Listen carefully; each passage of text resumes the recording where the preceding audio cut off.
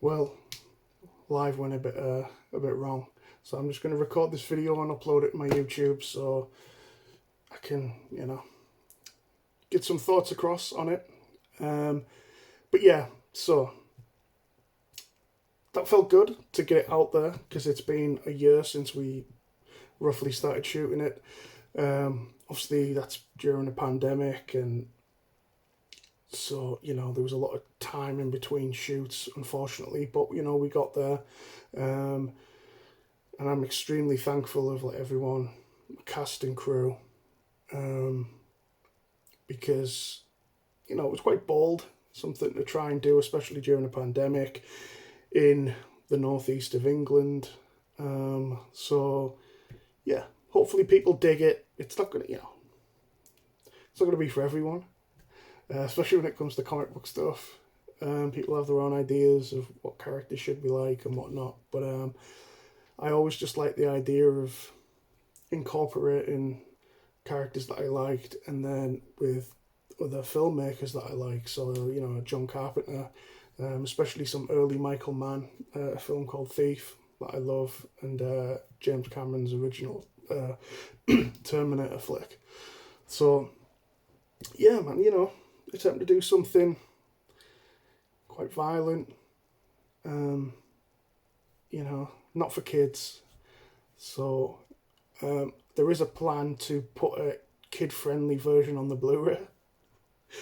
I'm thinking about putting some, like Batman 66, like, wow, that type of stuff over it. But yeah, so I wrote a couple of things that I just wanted to chat about. One thing in particular, which I'm devastated about, all the things you check and you watch it back and back, the credits. So there's two members of crew that I forgot, and I'm really annoyed at myself because the production designer, John Noble, who is an absolute legend, and especially because we were shooting on was it the second floor? I don't know, you had to go up like 2 or 3 sets of stairs, and that was bringing like the boxes and all these other bits. And Maddie Salmon, who helped him set dress. So I'm pretty gutted about that. But I thank them so much because they really helped bring that location, that main room that we use to life. So I want to say thank you, and I apologise for that. But yeah, so and also I just want to thank everyone that donated to help us get to the finish line, bought perks, stuff like that. Many thanks. And yeah, man, so like I say, I can see some people commenting in the chat. On whole, I think most people dig it. One person's like, I wish it was longer, and I get that, and it is a thing with fan films, but then sort of the longer they get, the less money they're sort of putting on, the quality of it kind of, unless you've got a huge budget, like Bat in the Sun type stuff. But our budget was very small, and we just wanted to do something quite contained, but make sure that it looked good. Hopefully blow people away, or give people, leave people wanting more. That's the hope. At the end of the film, you would like, yeah, I'd love to see another one. That's the main aim. And we do have, well, I have a plan about a potential sequel, as well as other projects that we've got in the pipeline. So if you dig that, and you would like to see more, please share the film, please comment. Also, subscribe to the channel, like I say, because we are gonna. I've got a Western horror short film that I'll be dropping next month, and then early next year we'll be starting production on our ambitious World War One Predator film, which should be pretty good. As well as I'm developing a couple of feature films as well.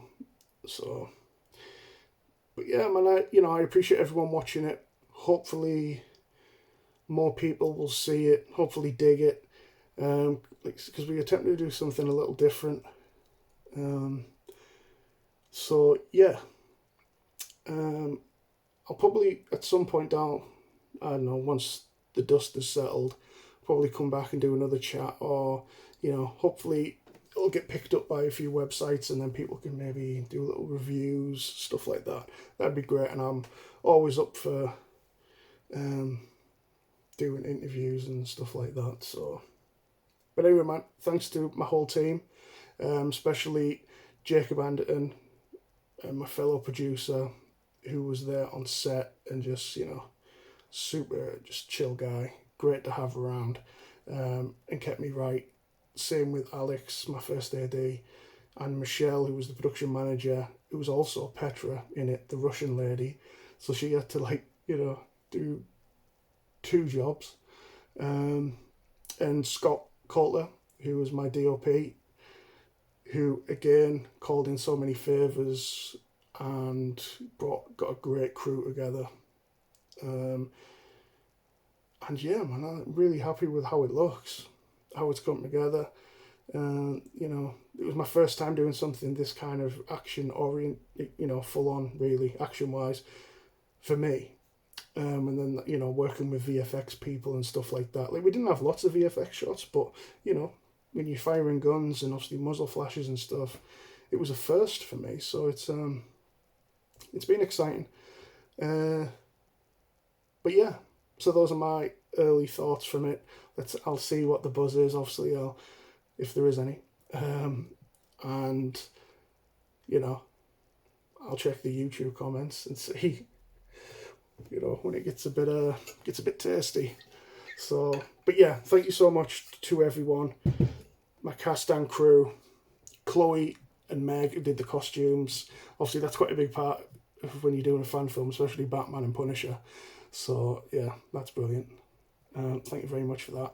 I also want to mention Tigerstone FX, who did the cowl and the chest emblem, and I paid.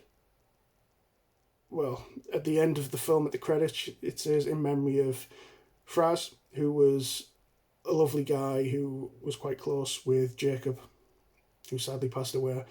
And I want to say her name, I think it might be pronounced Tanya or Tanja, I'm not too sure. But her and her husband actually run Tigerstone Effects and do the amazing cowls and all this other stuff. And unfortunately, she passed away earlier in the year. So I just wanted to pay, respect to both of them. So yeah. But yeah, man. Thank you for watching. Please share, like, and if you do dig it, we'll come back and we'll do another one. Maybe with vampires. Maybe. Let's see.